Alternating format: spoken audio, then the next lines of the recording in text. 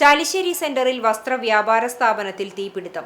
നാട്ടുകാരുടെ സമയബന്ധിതമായ ഇടപെടൽ മൂലമാണ് വൻ ദുരന്തം ഒഴിവായത്. ചാലിശ്ശേരി സെന്ററിൽ പ്രവർത്തിക്കുന്ന ഷഹല ഗാർമെന്റ്സ് എന്ന വ്യാപാര സ്ഥാപനത്തിലാണ് ബുധനാഴ്ച രാവിലെ 7ഓടെ വൻ തീപിടുത്തമുണ്ടായത്. അപകടത്തിൽ കടയ്ക്കകത്തുണ്ടായിരുന്ന ഫാൻ, ഫർണിച്ചറുകൾ, പ്രദർശനത്തിന് വെച്ചിരുന്ന വസ്ത്രങ്ങൾ എന്നിവ പൂർണ്ണമായും കത്തിനശിച്ചു. 50,000-ത്തിലധികം രൂപയുടെ സാമ്പത്തിക നഷ്ടമാണ് പ്രാഥമികമായി കണക്കാക്കുന്നത്.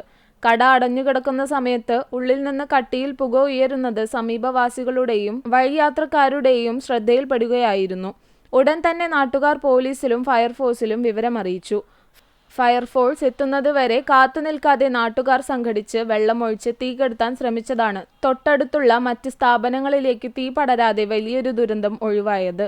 വിവരമറിഞ്ഞ് കുന്നംകുളത്ത് നിന്ന് ഫയർഫോഴ്സ് യൂണിറ്റ് സ്ഥലത്തെത്തി തുടർ നടപടികൾ സ്വീകരിക്കുകയും സ്ഥിതിഗതികൾ പൂർണ്ണമായും നിയന്ത്രണ വിധേയമാക്കുകയും ചെയ്തു.